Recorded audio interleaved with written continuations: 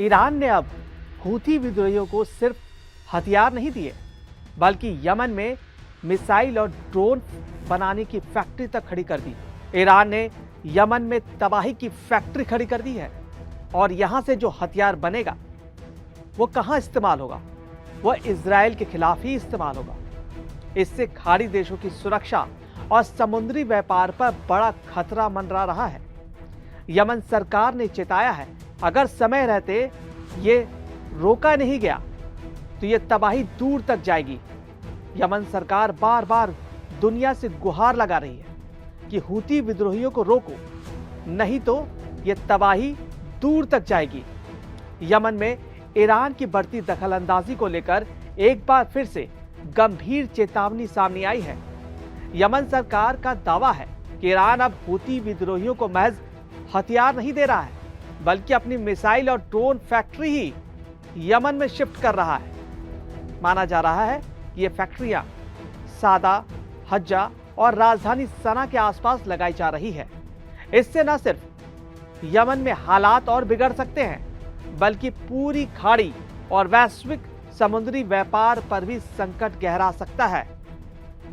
हूतियों के हाथ को कमजोर करने की कोशिश है, जो यमन सरकार बार बार अमेरिका, इजराइल और दुनिया से गुहार लगा रही है।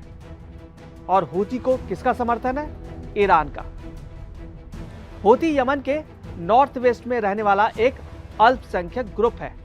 हूतियों को यह नाम इस आंदोलन के संस्थापक हुसैन अल हौती से मिला था। अरब स्प्रिंग की वजह से यह गुट ज्यादा और ताकतवर बन गया, जो विद्रोह की वजह बन गया।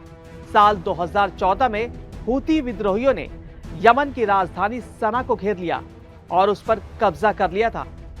हूतियों ने अपदस्थ राष्ट्रपति को देश छोड़ने पर मजबूर कर दिया।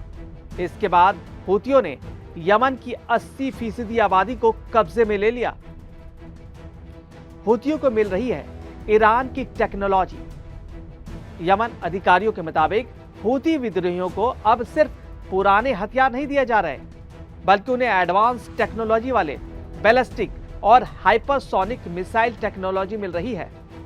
जिस तरह से हथियार हाल ही में ईरान ने इस्तेमाल किए, हूतियों ने भी बिल्कुल हूबहू मिलते जुलते सिस्टम के साथ पड़ोसी देशों और समुद्री मार्गों पर हमले किए हैं। इससे साफ है कि हथियारों की सप्लाई के साथ साथ ट्रेनिंग और ऑपरेशन तक की पूरी स्क्रिप्ट तेहरान से लिखी जा रही है। वैश्विक समुद्री रास्तों पर मंडरा रहा है खतरा। गल्फ ऑफ एडन और लाल सागर जैसे रणनीतिक रूप से अहम समुद्री रूट पहले ही तनाव में हैं। ऐसे में अगर ईरान वाकई यमन को मिसाइल और ड्रोन बेस में बदल देता है, तो यह सिर्फ मध्य पूर्व के लिए नहीं, बल्कि पूरी दुनिया के लिए सप्लाई चेन और एनर्जी ट्रेड के लिए खतरा बन सकता है।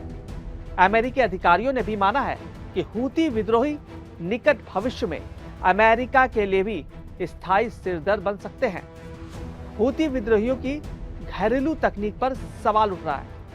हूती लंबे समय से ये दावा करते रहे हैं कि उनके पास जो हथियार हैं वे घरेलू स्तर पर बनाए गए हैं, लेकिन अब सब सामने आ रहा है। ये सबूत सामने बताते हैं कि असल में उनकी ताकत ईरान की मदद से खड़ी की गई है। हूतियों की ओर से अपनाई जा रही ऑपरेशनल रणनीति और मिसाइल हमलों का पैटर्न हूबहू ईरान के रेवोल्यूशनरी गार्ड जैसा है।